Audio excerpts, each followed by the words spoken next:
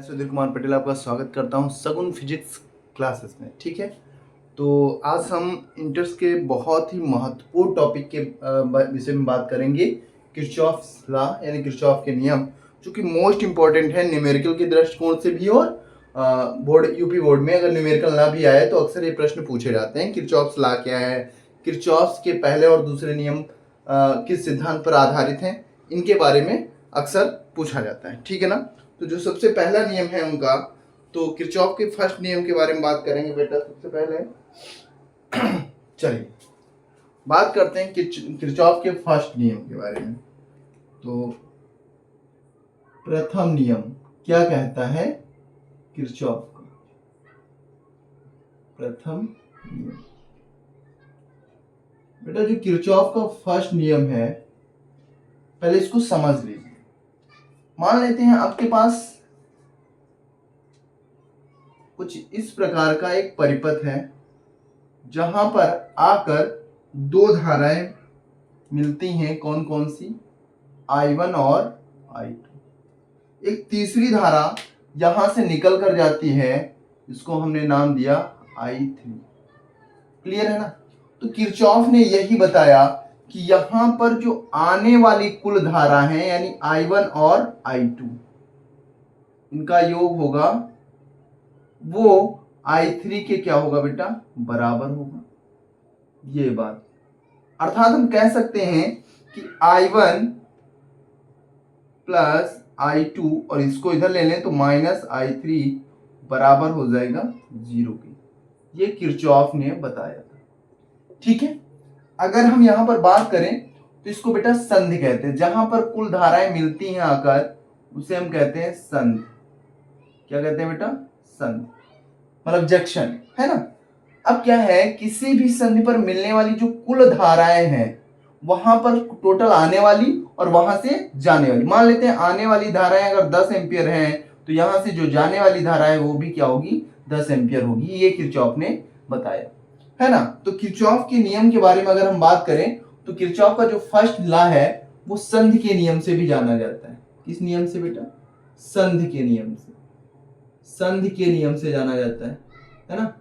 संधि के नियम से अक्सर पूछा जाता है किरचॉफ का फर्स्ट लॉ, तो आप कह सकते हैं किरचॉफ का फर्स्ट लॉ इसके संधि के नियम पर, संधि के नियम से जाना जाता है। मतलब किरचॉफ के प्रथम नियम को संधि का नियम भी कहते हैं। ठीक है ना, संधि का नियम कहते हैं, यानी जंक्शन लॉ है ये, संधि का नियम यानी जंक्शन लॉ। उसके बाद अगर बात करें तो यह आवेश संरक्षण पर आधारित है बेटा। किरचॉफ का जो पहला नियम है वो आवेश संरक्षण, आवेश संरक्षण पर आधारित है, आधारित है।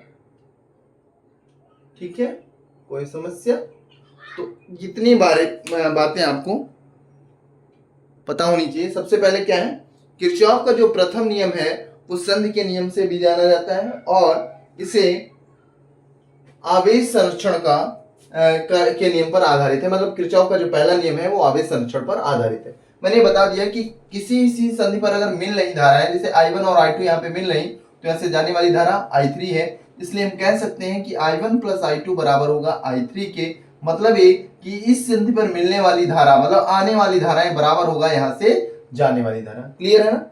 अब बात करेंगे कि इनकी कैसे इसको हम थ्योरी में लिख सकते हैं। क्या लिखेंगे? लिखेंगे बेटा, किसी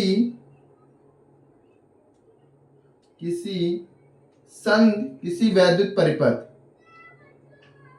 किसी वैद्युत परिपथ में, किसी वैद्युत परिपथ में किसी संधि पर, किसी संधि पर, किसी संधि पर मिलने वाली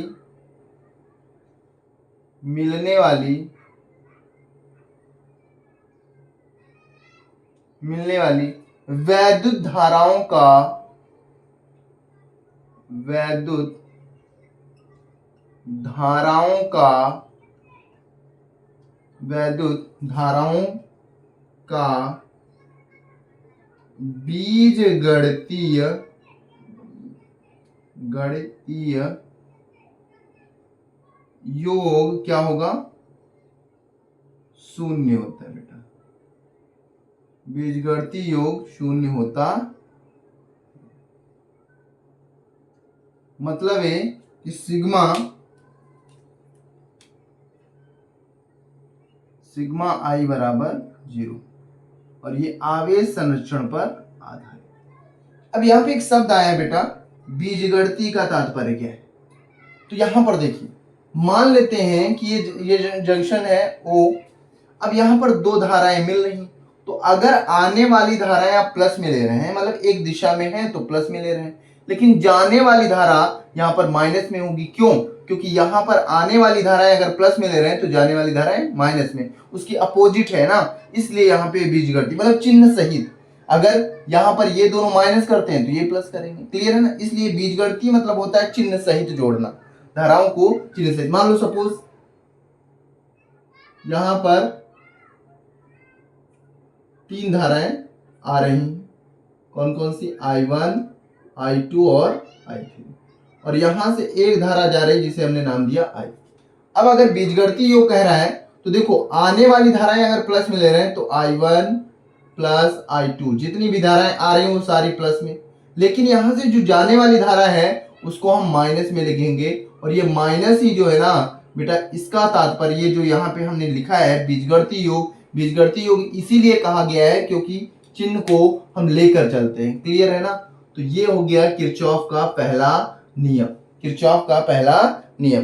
अब इस पर आधारित बहुत सारे न्यूमेरिकल्स भी पूछता है और किरचॉफ के पहले नियम के बारे में बात भी करता है। और किरचॉफ के नियम में यहाँ पे जो आपसे पूछा गया आवेश संरक्षण, तो इससे जो है बेटा ना ऑप्शनल में क्वेश्चन पूछा जाता है। किरचॉफ का नियम आधारित है आवेश संरक्षण पर, फर्स्ट लॉ आधारित है आवेश संरक्षण पर, संवेग संरक्षण पर, कोणीय संवेग संरक्षण पर, या इनमें से कोई नहीं, तो आप कह सकते हैं आवेश संरक्षण पर, क्लियर है ना। चलिए, तो अब इससे एक हम न्यूमेरिकल के बारे में बात कर लेते हैं। चलिए,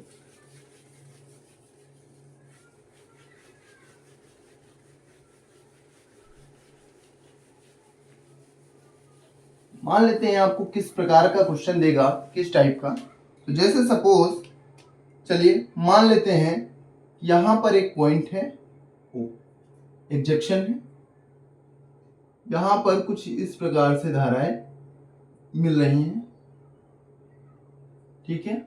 और फिर यहां से एक यहां पे जंक्शन है कुछ इस प्रकार से, क्लियर है। यहां पर एक जंक्शन है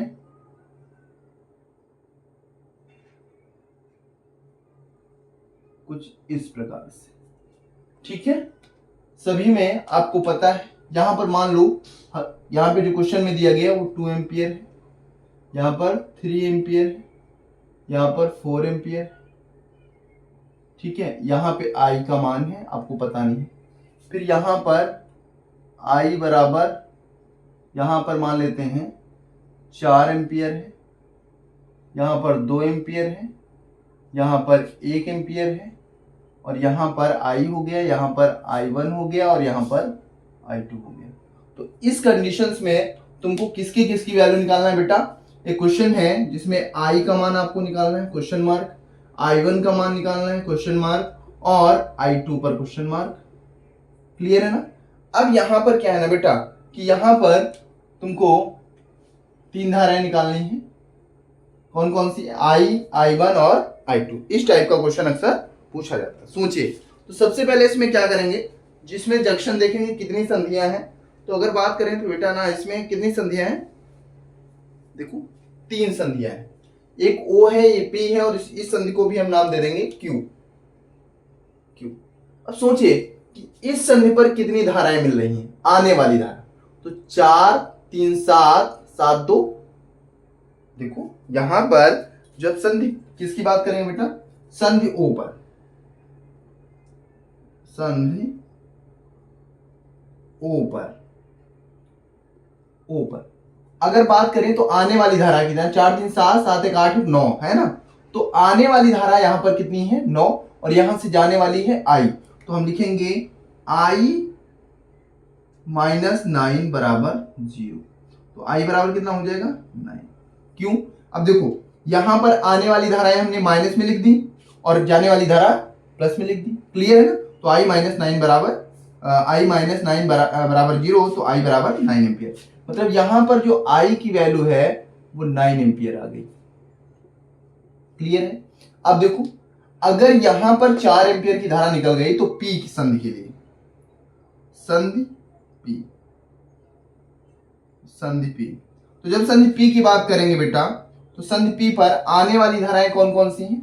सिर्फ एक धारा है, वो है I, और यहां से जाने वाली धारा है I1 माइनस में रहेगा और प्लस में रहेगा, सॉरी माइनस में रहेगा क्योंकि जाने वाली, ये दोनों जाने वाले हैं ना बेटा, तो 4 और बराबर किसके 0।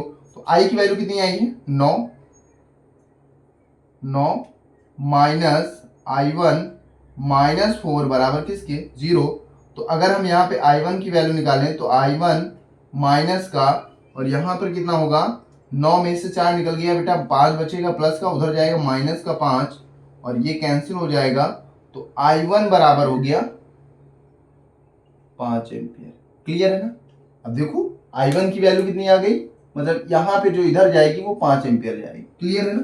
अब देखो यहां पर जो धारा मिल रही है बेटा, यहां पर Q पर, संधि Q,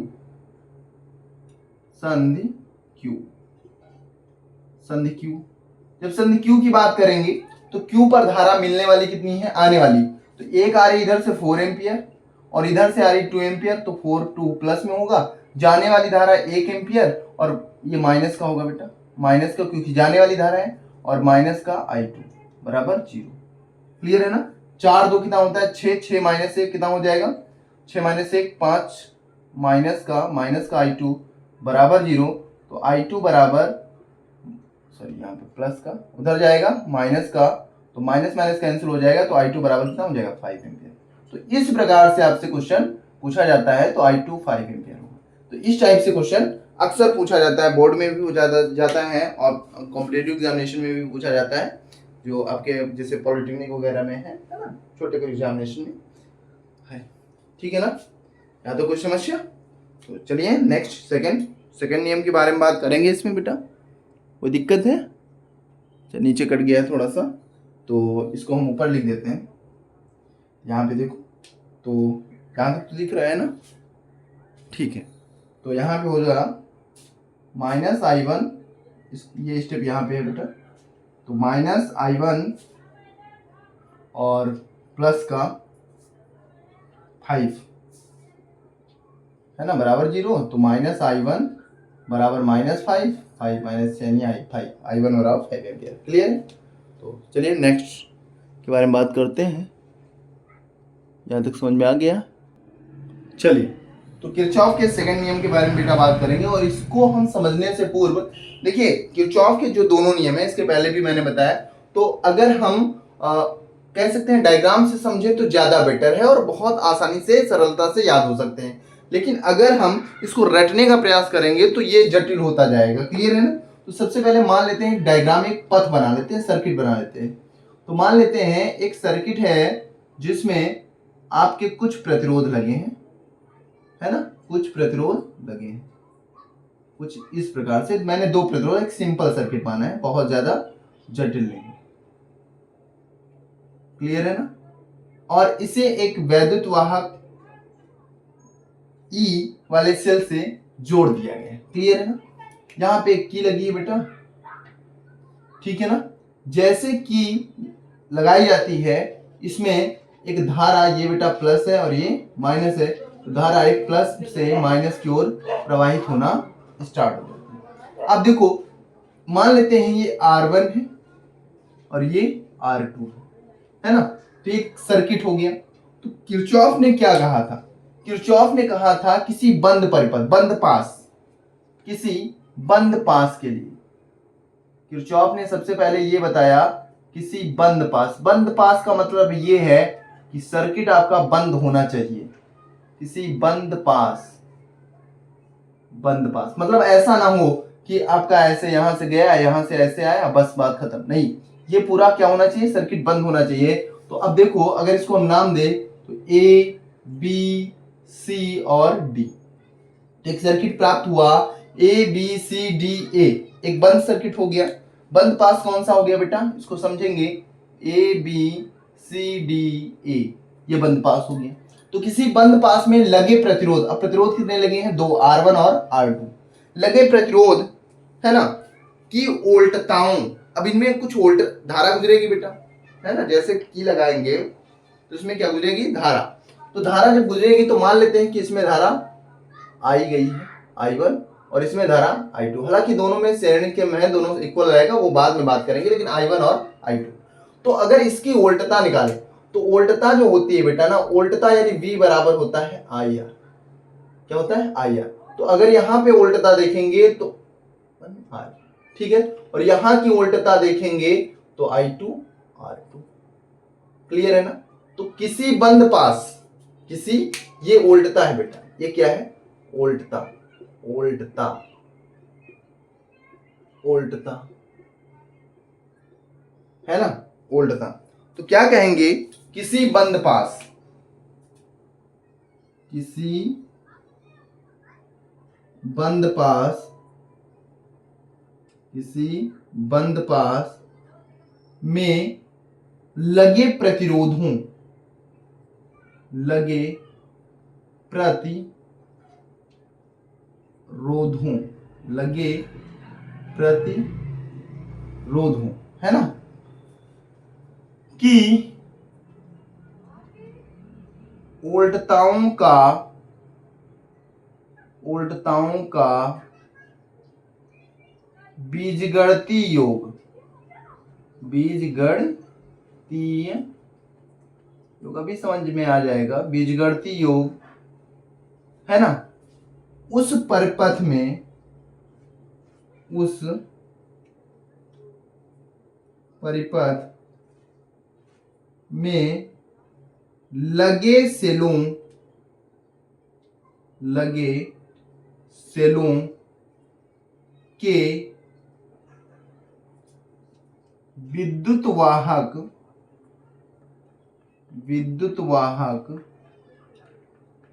बलों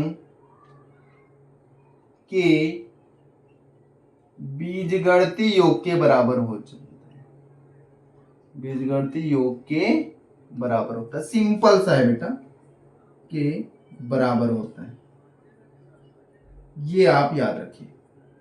देखिए अब क्या है ना कि बहुत सारी किताब में, बुक्स में आपको ऐसा भी मिलेगा कि किस विभिन्न रेखंडों में लगे प्रतिरोधों में बहने वाली संगत धारा वगैरह वगैरह, ये सब चीजें नहीं, आपको सिंपल सा याद रखना है, किसी बंद पास में लगे प्रतिरोधों की वोल्टताओं का बीजगणितीय योग और उस परिपथ में लगे सेलों के विद्युत वाहक बलों का बीजगणितीय योग हमेशा इक्वल होता है, बस आपको इतना याद रखना है, ठीक है ना। और यही कहलाता है किरचॉफ का सेकंड लॉ।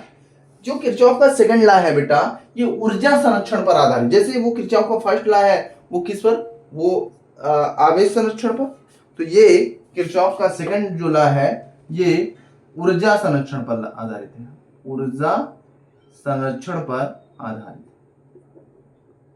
संरक्षण पर आधारित, आधारित है, क्लियर है ना, ऊर्जा संरक्षण पर आधारित। तो इसको आप ऐसे कंप्लीट कर सकते हैं, ये बहुत ही, और हाँ इसको लिख भी सकते हैं कैसे, सिग्मा IR, ये वोल्टता बराबर होगा सिग्मा E, मतलब विद्युत वाहक बलों के, मतलब ये प्रतिरोधों की वोल्टता है और ये विद्युत वाहक बलों की बीजगणितीय वोल्टता है और ये प्रतिरोधों की बीजगणितीय वोल्टता है, जो कि आपस में क्या है, बराबर है, और ये किरचॉफ का फर्स्ट लॉ। अब देखो अगर सेकंड लॉ, सॉरी, अगर इसके बारे में बात करें तो देखो यहां से गए तो यहाँ पर इसकी वोल्टता हो गई I1 R1 प्लस इसकी वोल्टता I2 R2, और ये बराबर क्या हो गया बेटा E, क्योंकि इसे लेके लगा है इसलिए E, तो ये हो गया इसके लिए फार्मूला। तो आप बना सकते हैं, कोई समस्या, चलिए यहां तक समझ में आ गया, कोई दिक्कत, ठीक है ना। चलिए तो इस पर एक न्यूमेरिकल देख लेते हैं थोड़ा सा, है ना, न्यूमेरिकल देख लेंगे तो बहुत आसानी हो जाएगी समझने में भी। थोड़ा सा।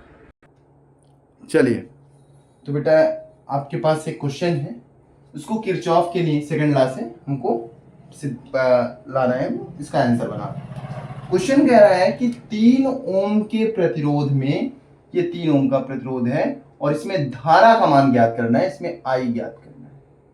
क्लियर है? तो एक बात याद रखिएगा, कुछ इसके लिए मैं तरीका बता रहा हूं। सबसे पहले अब देखो एक्चुअल में क्या होता है, अगर किसी क्वेश्चन में धारा को दे दिया गया है तो ठीक है, और अगर नहीं दिया गया है तो आपको अपने अनुसार इसमें धारा को मानना पड़ेगा कि किस सेल से धारा किधर की ओर जा रही है। ठीक है ना? तो हमेशा धारा जो है वो धारा प्लस से कहां जाती है बेटा, माइनस की ओर जाती है, माइनस की ओर जाती है। ये बात याद रखिए, माइनस की ओर जाती है। ये सब नोट में याद रखना, जाती है। क्लियर है? दूसरा, अगर बंद पास में, अगर बंद पास में, बंद पास में धारा की दिशा में जा रहे हैं, धारा की दिशा में, तो उल्टता धनात्मक लेंगे बेटा। क्या लेंगे? धनात्मक। और अगर विपरीत जा रहे हैं और यदि विपरीत है तो क्या लेंगे? ऋणात्मक। बहुत ज्यादा ऋणात्मक। ठीक है ना? गर्मी बहुत है अच्छा, मैं इसलिए क्योंकि फैन चलाओ तो उसकी वाइज, और फैन ना चलाओ तो गर्मी। कोई नहीं, आपके लिए इतना तो कर ही सकते हैं भाई, है ना? और विपरीत अगर हो तो ऋणात्मक। दूसरा पॉइंट हो गया। तीसरा पॉइंट, जिस सेल से जितनी धारा लेंगे अंततः उस सेल को माइनस टर्मिनल को उतनी ही धारा देंगे। ये भी याद रखिएगा, ये बाद में लिख लेंगे। दूसरी बात, अगर बैटरी का प्लस मिल जाए तो प्लस में लिख दो, और बैटरी का अगर माइनस टर्मिनल मिल जाए तो माइनस लिख दो। तो यदि सेल या बैटरी का प्लस टर्मिनल मिले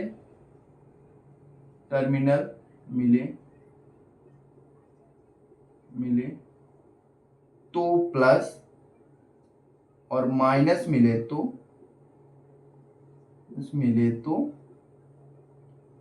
माइनस, उल्टा लिखो। अभी समझ जाएंगे बेटा ये पॉइंट क्यों हम लिखे हैं।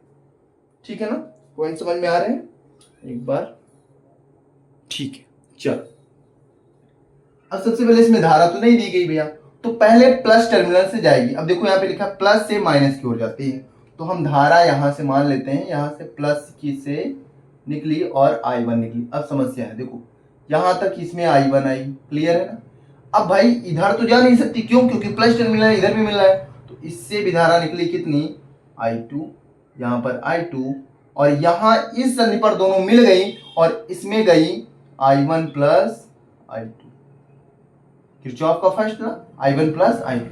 अब देखो जहां पर E, जैसे E पर आई तो मैंने अभी कहा था जिस सेल से जितनी धारा लेंगे, तो हमने इस 3 वोल्ट के सेल से कितनी धारा ली थी बेटा? I1, तो इसको हम I1 धारा दे देंगे। कितनी दे देंगे? I1।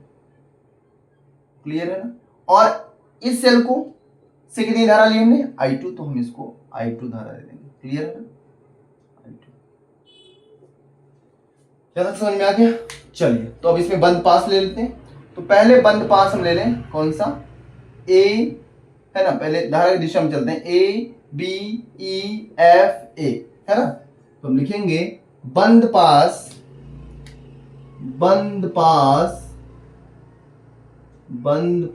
कौन सा? A B E F और फिर उसके बाद A। क्लियर है ना? यहां तक समझ में आ गया? किसी को कोई समस्या नहीं होनी चाहिए, अगर होनी है तो भैया जरूर कमेंट बॉक्स में लिख दीजिएगा, है ना? बहुत गर्मी है। चलो, इवन क्वेश्चन तो सॉल्व ही करना है। अब देखो, तो सबसे पहले हम यहां से चलेंगे A से, जहां जो हमने लिखा है ए से यहाँ है, इसमें धारा कितनी है बेटा I1 और यहाँ पर प्रतिरोध कितना है 1। तो ये उल्टता निकालने के लिए धारा और इंटू प्रतिरोध, तो I और 1 का गुणा करेंगे तो हो जाएगा I1 का 1 से करेंगे तो I1 ही आएगा। क्लियर है ना। फिर इधर गए, धारा की दिशा में जा रहे हैं, तो धारा की दिशा में जाने पर बेटा प्लस ही लेते हैं ना। देखो धारा की दिशा में जाने पर धनात्मक, तो प्लस लिखेंगे, और प्लस लिखेंगे तो यहाँ पर क्या होगा I1 प्लस I2 है ना, I1 प्लस I2। तो लिखेंगे यहाँ पे प्रतिरोध कितना है 3 और उल्टता निकालना है तो प्रतिरोध इंटू धारा, धारा कितनी है I1 प्लस I2। क्लियर है ना। फिर ऊपर गए, यहाँ पे I1 फिर I1 और इसमें फिर से प्लस का I1 और बराबर यहाँ पे सॉरी माइनस मिले तो माइनस और प्लस मिले तो प्लस। अब प्लस माइनस मिला है ना बेटा, ये माइनस टर्मिनल है और ये प्लस, तो माइनस का 3 बराबर किसके 0। यहां तक समझ में आ गया होगा। अब इसको हम सॉल्व कर दें तो I1 plus 3I2 plus I1 बराबर 3। I1 सबको जोड़ेंगे तो 3 1 4 1 5, तो 5I1 plus 3I2 equal to 3, और ये इक्वेशन हो गई फर्स्ट। इस इक्वेशन को हम समीकरण फर्स्ट मान लेंगे, समीकरण फर्स्ट। क्लियर है ना। अब हम क्या करेंगे, अब बंद पास दूसरा ले लेंगे बेटा, ऐसे सॉरी हम धारा की दिशा में चलें ज्यादा ठीक है ना, क्योंकि विपरीत में जाने पर आपको माइनस लेना पड़ेगा, इसलिए धारा की दिशा में। अब इधर से देखो CBEDC, तो बंद पास कौन सा C B और फिर E CBED C में। चलिए धारा की दिशा में जा रहे हैं, तो धारा की दिशा में यहाँ पे I2 है, कोई बात नहीं, यहाँ पे आएंगे तो 3 पहले मिल गया 3, उसके बाद है I1 प्लस I2। बेटा ये I1 गुणा क्यों किया गया, क्योंकि भैया हमको उल्टता चाहिए ना, नियम में बताया गया उल्टता तभी आ सकती है जब प्रतिरोध और धारा का गुणा करें। तो प्रतिरोध यहाँ पर 3 है और उसमें से निकलने वाली धारा क्या है I1 प्लस I2, तो यहाँ लिखेंगे I1 प्लस I2। क्लियर। उसके बाद यहाँ पर देखो I2 है ना प्लस I2, और कितना ओम है बेटा 2, तो 2, और फिर इधर से आए तो I2 और 1 है तो I2 ही रहेगा, क्योंकि 1 से गुणा, माइनस मिल गया तो माइनस का 2 बराबर 0। इसको भी सॉल्व कर लें तो क्या हो जाएगा 3I1 plus 3I2 plus 2I2 और प्लस I2 बराबर हो जाएगा 2। अब देखो I2 वाले जोड़ लेंगे तो यहां पर कितना हो जाएगा 3, इसको पहले सॉल्व भी कर लेते हैं। 3I1 देख लेते हैं, 3I1 और 3 2 5 5 1 6, तो 6I2 बराबर कितना हो जाएगा, यहाँ पे देखो 2।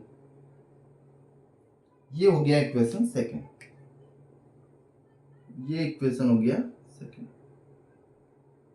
अब हमको क्या करना है सेकंड, तो ये बेटा समझ में आ गया क्यों करते हैं ऐसा, ठीक है ना। ये चिन्ह तुमको याद रखना है कि धारा की प्लस का, धारा हमेशा प्लस से माइनस की हो जाती है, अभी बहुत है। अब क्या करेंगे, समीकरण फर्स्ट और सेकंड में देखेंगे, या तो इसमें I1 को बराबर कर लो या तो I2 को बराबर कर लो। तो हमें थोड़ा सा I2 में देखो, यहाँ पे क्या है 3, यहाँ पे क्या है 6, तो हम इस 3 को 6 आसानी से बना सकते हैं। कैसे, इसको हम 2 से मल्टीप्लाई करके, है ना। और अगर इसको 5 और 3 ये I1 बराबर करना, तो इसको हमें इस वाले इक्वेशंस को 3 से गुणा करना पड़ेगा और इस वाली इक्वेशंस को 5 से गुणा करना। अब बताओ 2 बार गुणा करने से अच्छा कि हम एक बार कर लें। कैसे, हम यहाँ पे देख लें कि ये 6 है और इसको 6 आसानी से बना सकते हैं 2 से गुणा करने पर। तो इसको अगर हम गुणा करें तो यहाँ पर समीकरण फर्स्ट व सेकेंड से, ठीक है, समीकरण फर्स्ट व सेकेंड से इसका गुणा करेंगे, 5 दूनी 10 I1, 3 दूनी 6 I2 और ये 3 दूनी 6, ये देखेंगे 3I1 +6i2 बराबर 2। अब इनको हमें सॉल्व करना है, माइनस देख लेते हैं फ्रेम में कोई दिक्कत तो नहीं है, ठीक है। अभी एक स्टेप हो सकता है, निकल आएगी वैल्यू माइनस। अब देखो ये कैंसिल हो जाएगा, ये 10i1 तो माइनस का प्लस का 7i1, प्लस का बचेगा ना, 10 - 3 7 बचा, और यहाँ पर ये माइनस कैंसिल हो जाएगा भाई, माइनस लगाएंगे ना कैंसिल हो जाएगा, और ये यहाँ पर माइनस, तो 6 - 2 कितना बचेगा 4, यहाँ पे हम लिख देंगे 4। तो अगर हमें I1 की वैल्यू प्राप्त हो गई है तो I2 की भी प्राप्त हो जाएगी, तो 4 बटे कितना 7, 4/7, ये इतने एम्पियर आई है I1। क्लियर है ना। अब I2 निकालना, क्यों, क्योंकि भैया हमें इसकी उल्टता निकालनी है। देखो 3 ओम में सिरों के मध्य विभव, तो विभव निकालने के लिए तुमको पता होना चाहिए इसमें कुल धारा है I1 + I2, तुमको I1 प्राप्त हुई, अभी I2 तो नहीं निकली है ना, तो हम I2 निकालेंगे। I2 निकालेंगे कैसे कि I1 का चाहे इक्वेशन फर्स्ट में रख दो चाहे इक्वेशन सेकंड में रख दो। यहां तक समझ में आ गया। चलिए तो हम क्या करते हैं, थोड़ा सा इसको मिटा देते हैं। चलो देखो ये बेटा जो नोट में लिखा गया था इसको आप लिख लीजिएगा। तो क्या करेंगे, देखो यहां पर तो I1 का मान इसमें रख दूं, 5i1 + 3i2 बराबर 3 में रखने पर तो रखो भैया। तो 5i1 कितना है 4/7 है ना, और प्लस 3i2 बराबर 3। क्लियर है ना। अब देखो यहां पर अगर चाहे 7 × 21, ये कितना हो जाएगा 5 × 20, 20/7 और प्लस 3i2 बराबर 3। क्लियर है ना। इसको इधर लेंगे तो 3i2 बराबर 3 - 20/7, इसका एलसीएम में 1 लेंगे। तो इसको अगर सॉल्व करेंगे बेटा तो यहाँ पे एक सेकंड चेक कर लेता हूँ, अभी बहुत से हैं कोई दिक्कत नहीं है। तो ये हो जाएगा 3i2 बराबर, इसका एलसीएम लेंगे 7 आएगा, 7 × 21 - 20, नहीं कितना हो जाएगा बेटा, ये 3i2 बराबर हो जाएगा 1/7, I2 बराबर हो जाएगा 1/21, ये 3 आएगा ना, तो 3 7 × 21, तो ये I2 की वैल्यू हो गई।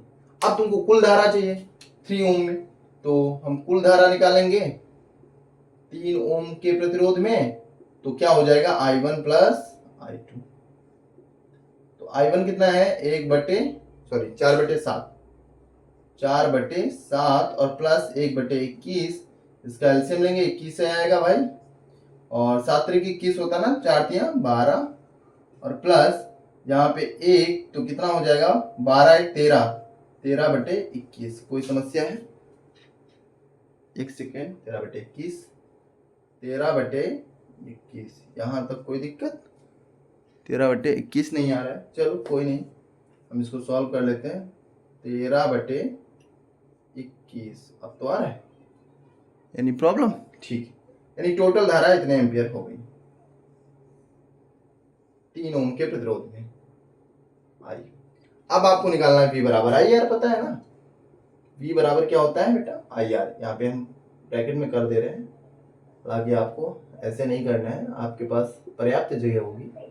तो V I कितना है 13/21, देन R कितना है 3, 3 एकम 3, और यहाँ पे 7, तो V बराबर 13/7, भाग करेंगे, ठीक है, 7 एकम 7 जो भी आए, तो इतने वोल्ट आपका। क्लियर है। तो ये आपका किरचॉफ के नियम पर एक प्रश्न हो गया, इससे आपको बहुत आसानी हो जाएगी, ठीक है। तो आज की क्लास बस यही तक, मिलते हैं नेक्स्ट क्लास में, ठीक है ना। और वीडियो अच्छा लगा हो तो प्लीज़ एक बार वीडियो को लाइक करो, चैनल को सब्सक्राइब करो, और ज़्यादा से ज़्यादा लोग जुड़ने का प्रयास करो। बहुत बहुत धन्यवाद।